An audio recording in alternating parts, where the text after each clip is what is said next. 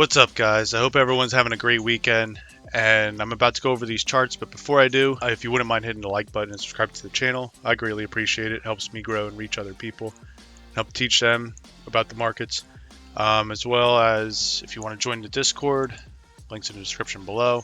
And I post in here all day, pre-market and throughout the day, and as well as alert members of the trades that I'm taking and post my entries, exits. Starting an account challenge this week. I just put $100 in this past Friday. It's gonna be every Friday. I put $100 in there, and in there in these channels right here, you'll see about that. So I just posted in there that I put the $100 in and going to update what I'm doing with this. And then this channel is gonna show the progress. I don't know if it's gonna be like once a week or multiple times a week. And then this other channel for everyone else to discuss what they're doing with their account challenge. You don't have to follow my trades. It's just putting what I'm doing. If you want to follow, it's at your own risk. Um, yeah, let's get into the charts. So last week, I posted on Friday that we were looking for volatility. We had a rising wedge on a 4-hour chart. I posted that in the Discord right there. So that was pre-market that we were looking for that to break. We're getting towards the apex. We had bearish divergence, touches on the top, touches on the bottom. This is definitely a valid pattern. Doesn't have to break bearish, but it's what it leans towards. And we had a gap below in the Qs. So I played the Qs for scalps. I was playing dailies. So I scaled into that on a bounce, I believe, and made 76% on my last exit. Had other members make money as well following that trade. And I cut this one. I went 3 for 4, but I should have went 4 for 4. So I cut these calls on this inverse head and shoulders pattern just because we had a bear break out of that long-term wedge. And I'm bearish to market. I know we need consolidation. We have a gap below. So I know the short's a better trade. And I didn't want to play too much with fire, but I would have made money on this trade. Then I'm posted. Give me 436.79, and I'm going to enter some puts. That's up in this zone right here. So I'm looking at this zone throughout the day, and I scaled into that. So I scaled in some there and there, and I scaled out. It was a smaller win on this one, but still a good win. I think my first entry was just like break even pretty much, and then those ones made 42%. Smaller size, they're daily contracts. And then I had ones that I was a month and a half out. I was intending on swinging those, but at the same time, I had a really good week, so I'm not trying to give that all back. I'm not sure what ended up going, but I think it was like 14 for 16 or something on the week on day trades. So pretty high win percentage. My win percentage is generally high.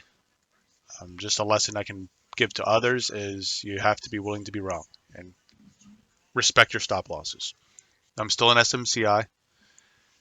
And what I was looking at towards the end of the day is this being equilibrium on the daily chart. And we got a flush down. I walked away from my computer. I have 2.5 months. Well, now it's about a little over 2 months on those contracts. So my intention was to hold and manage around it. We got flushed down. They're now green. Yeah, that's kind of how Friday went. I was basically playing the Qs, like I said, and I was watching to see what SMCI was doing. But let's go over the charts. So SPY on the weekly time frame, right?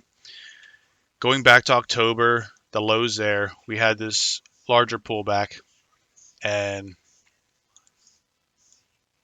we were looking for a buying entry. You can see here, I actually missed this because I was trading gold at the time. This is a really good zone for like a long-term entry. And we've been rallying, and ever since then, I wanted to get a long into this, but the rally's been so fierce, and I want a good risk to reward versus short dated. I was out hunting in the woods and stuff. I wasn't trying to mess too much with, a larger pullback because we weren't at all-time highs. We weren't out of the woods. Yeah, but this is one of the most strong and historic rallies we've had. Like we've gone up for a long time. I'm saying without like a real pullback. Like this is all we got right here. One red candle, and every weekly candle has a higher low than the last week. So Looking for that pattern to eventually break. Right now we're getting some indecision from last week, and then this week there's more indecision. It's the first time we're getting 2 red candles back to back.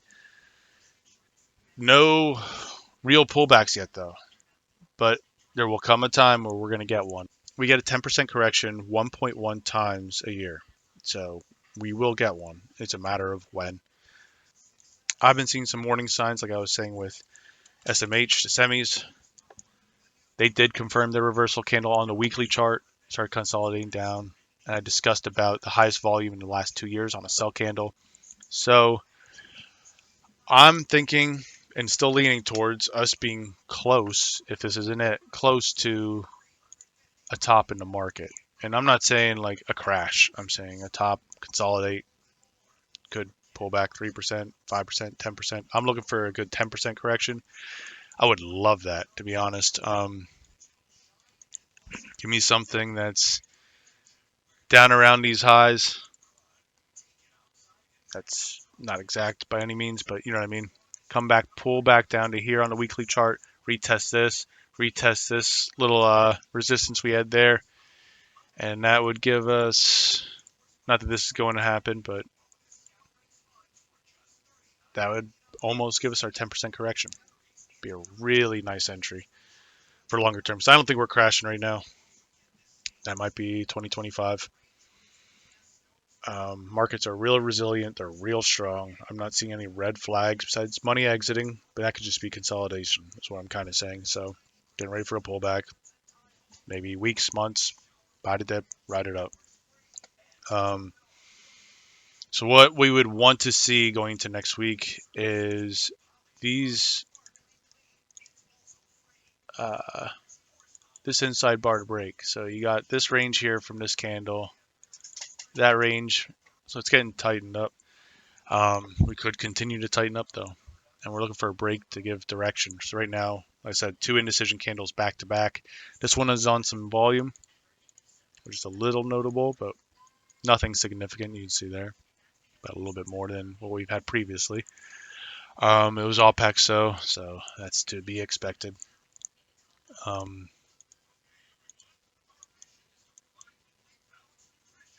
All we did is come down and retest the 20 period moving average. Right now, we're still in a bull daily uptrend and strong.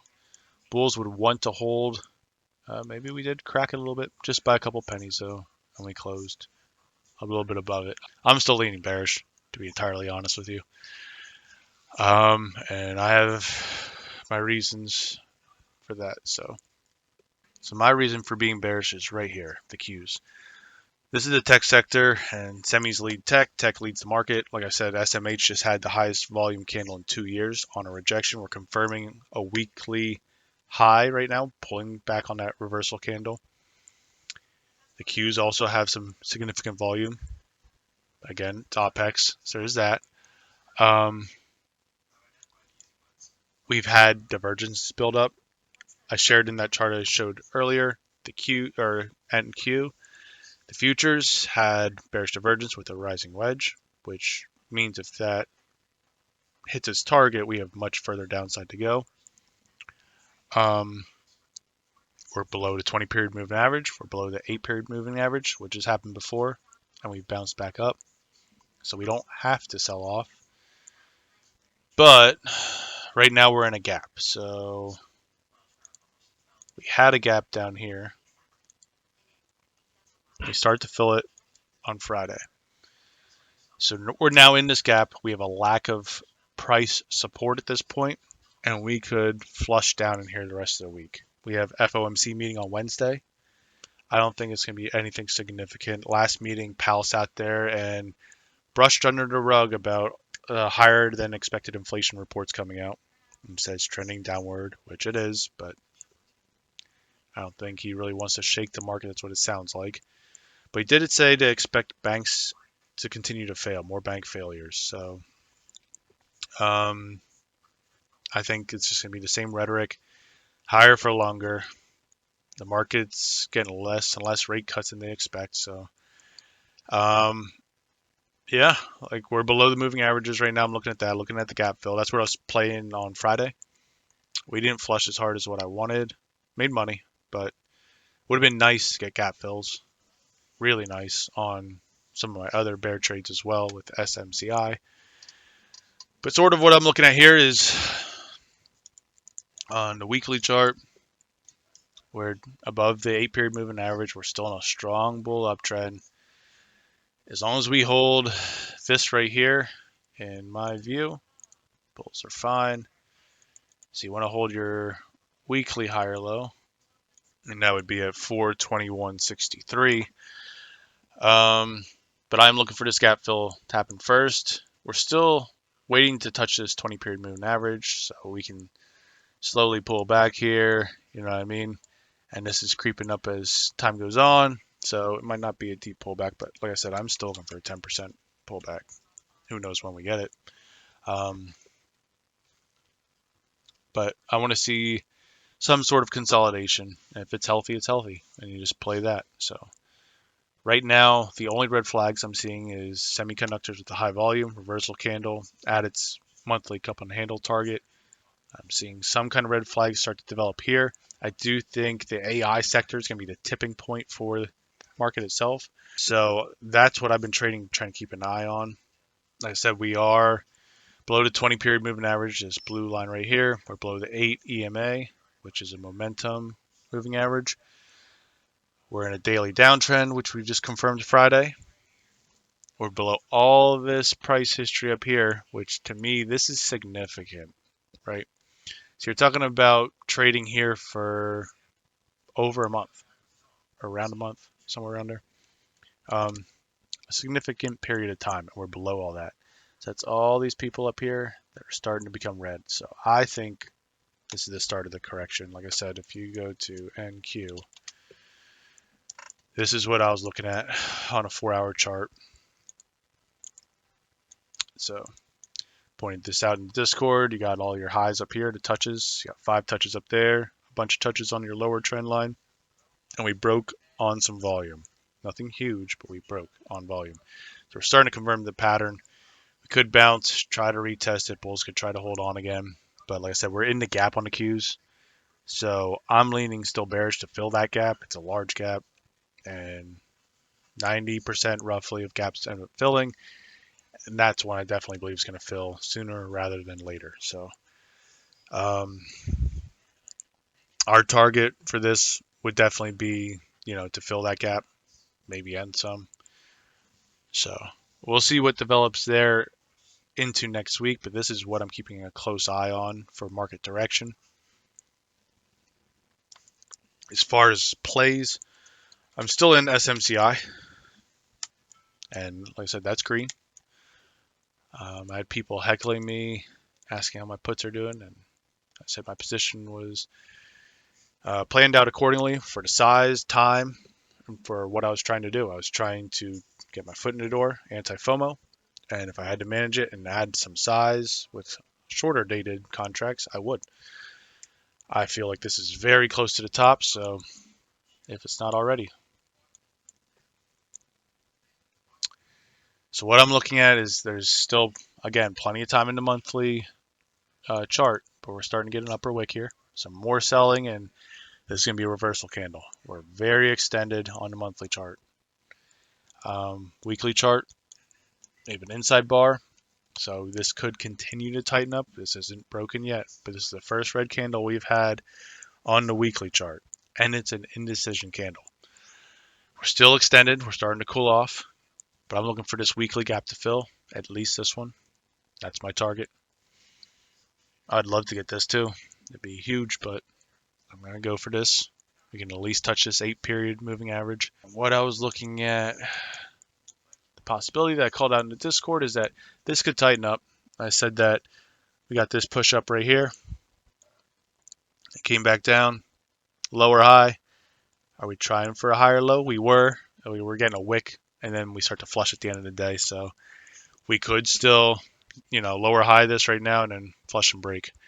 Or this could continue to tighten up. So up here, lower high, higher low, tighten up, and then get a break one way or the other. Bulls still have hope. It's not over yet, but they're starting to show me some red flags here, right?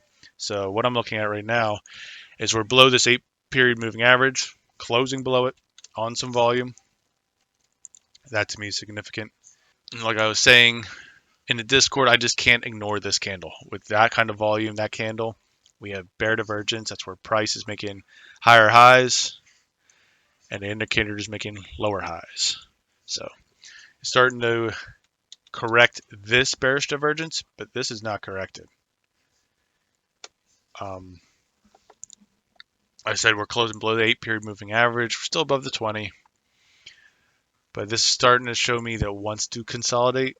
And at some point, buyers are going to take their profits. I said my thesis behind this was you're running up into that inclusion. ETFs have to buy it. That's adding buying pressure, and the volume was low going into that. Now comes time to where that's no longer the case. Come next week, ETFs will have to rebalance and stuff, but they're not going to be purchasing like they were. So that's less buying pressure next week, which I think would tip the scales in the seller's favor. So more sellers, price goes down. This is not a very liquid stock from my experience trading it. So I think this can waterfall very fast. Last time when we pulled back 36% in 2 days. Even if you take this high and say 36%, you're filling both these gaps. And it would make sense. Now from there, who's to say what really happens? Like say we do pull back, we break this. If we break this level, it's done. You got a daily trend change. Gaps below. I was saying in Discord, we need this to hold. If you're a bull, you need that to hold. And the reason for that is you see you have a wick there. We can't try to close above it. Retested it there, and we were trying to hold it again today, or Friday, sorry. So it was a key level. Broke that on volume. That to me is showing sellers are in control right now, and I think the scales are starting to tip in the sellers' favor. Yeah, we have the conference next week with Nvidia. That's specific to their company. I think that also, I believe, is going to be a sell the news event. I don't have a crystal ball though, so I'm playing the charts. And based off charts, like I said, we got the bearish divergence. We have gaps below. Super extended on the monthly, weekly. And bears are starting to get follow through. We have volume coming into the downside, breaking key supports. So anybody that bought up here, those 3 days, this day, that day, that day, that day, you're talking about, almost 2 weeks of buying is now starting to become red. We continue to sell, and we break below this. Everybody that bought since the S&P 500 inclusion is underwater. And this thing could waterfall fast. It was a hyped up stock. Not that it's not a good company. It's a good company. I just don't think at this price. I do have their price target upgrades labeled up here, 1350, 1300, 1280. So that's still in the cards. Like I said, what we could do is buyers could try to hold this level here. They have to. If they're going to have any hope, they have to hold that low, continue to tighten up, and bust to a new high. If they let this go, it's done. It's all she wrote, in my opinion. We come down and fill some gaps. Look for the bounces. I said previously, I don't just trade bearish. I want good price. I love bounce trades. I tried to do this one back here. After that dump, I played this dump. Tried to do this bounce trade, but going into Nvidia's earnings, the whole market was de-risking. So it was a little annoying because that should have been a really nice trade. And I don't swing in earnings, so I missed this whole move. So going into next week, I'm still holding those puts. I'm not adding to them. It wasn't like a good addition where I'm like, yeah, that's definitely what I want to see. I'm already exposed to the short side. I'll make pretty good money if this comes down there and fills it. So with Nvidia, like I was saying before, I did not want to trade this because I had a feeling that they were going to tighten up, and that's exactly what they're doing. So now we're trying to form our daily higher low. So kind of what I was saying SMCI could do, but this chart looks stronger. I think this could make another push, but I think if this makes another high, I'm definitely looking for a short.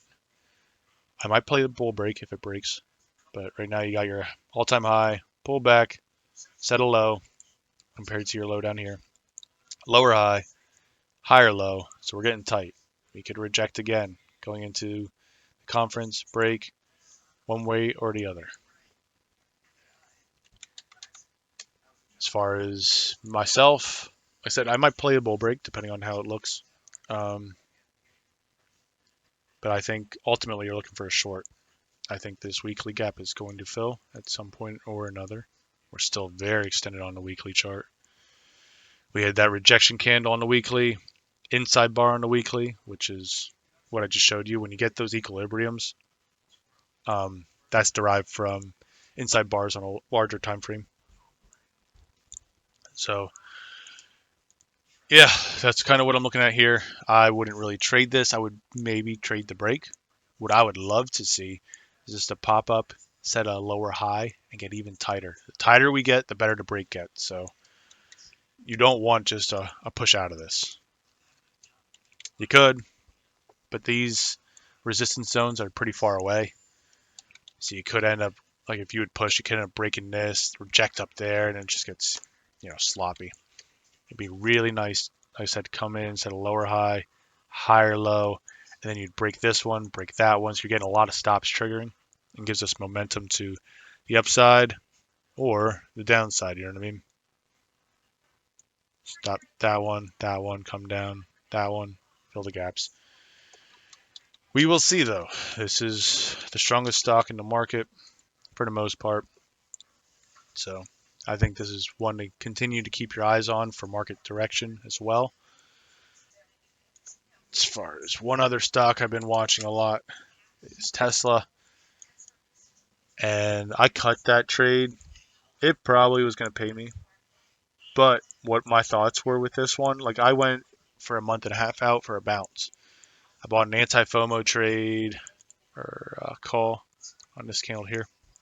And I ended up cutting that because the Qs broke out of their wedge bearish.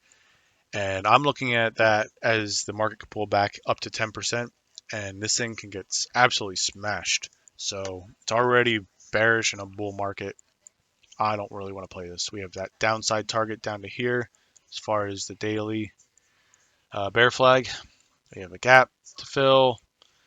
Ultimately, I believe we have a lower target as well on the weekly chart of 115.75. If this weekly bear flag confirms, that's the extent of that move. So I'm looking at this gap plus, and I will play this long. Like I think this is a really great opportunity. I'm just trying to be patient.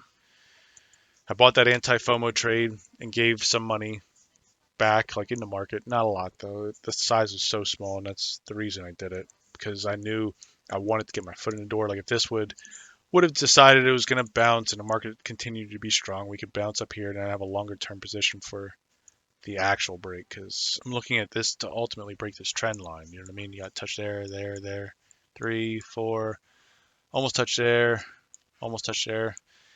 Once we find our low in Tesla, you know what I mean? You'll have here, I'm looking at a touch there and there for the longer term. And that's also, like I said, this whole area is going to be a really good buy area, in my opinion. That's how I'm playing it myself. And then, maybe trade around for a while, come towards, it'd be nice to hold this trend line, come towards this apex right here. Here, let me draw this a little bit better. So like, come down, hit this trend line, validate it by bouncing one more time, come up, higher low, and bust out of here. And then we just go for an actual run over the next couple of years. I think Tesla, like I said, is the one that's being underestimated by a lot of people right now. And they're looking at it as a car company. I think robotics is going to be huge for Tesla. They're on their third iteration of robotics with Optimus. And I think this is going to be 1,000, 2,000 in a few years. So whether it happens or not, we will see. That's just my own thesis and what I think could happen in Tesla. So take that for a grain of salt. It's just what I think, and I'm going to trade that accordingly. So you're talking about 10x on shares. So I want to make sure I got a position in here, but I'm being patient and making money elsewhere in options while there's volatility and where I see opportunity. So the only other thing is gold started to consolidate. So we're trying to pull back, set our weekly higher low, and I might enter some long-term gold positions then. Gold's at an all-time high. I think it's going to go to 3,000 an ounce over the coming years. So this was very good. We tightened up, consolidated all that move that we pushed up into. So I think come down here on a weekly chart, maybe get this 8-period moving average. You know what I mean? Buy and play for the longer term run. Gold does very well in rate cuts as well as stagflation, which is kind of where we're at right now. So I think gold has a very promising next few years. So I want to make sure I got a position there. But as far as what I'm looking at for this week, I'm just monitoring SMCI right now. I'm going to watch Nvidia tighten up and see how I want to play that depending on the breaks, and look for an entry into gold possibly. But that's all I'm eyeing up right now. Tesla is going to be on the back burner for when I think the market has corrected enough to make a safer entry. So that's just what I'm looking at right now going into next week. Like I said, if you want to join the Discord, the link's in the description below. I am doing that $100 account challenge where I'm going to show people how to grow a small account through shares and eventually selling options. If you want to join in on that, you can follow the trades if you agree with my analysis, or take your own and see what you can do with this challenge. But until next time, I wish you the best in markets.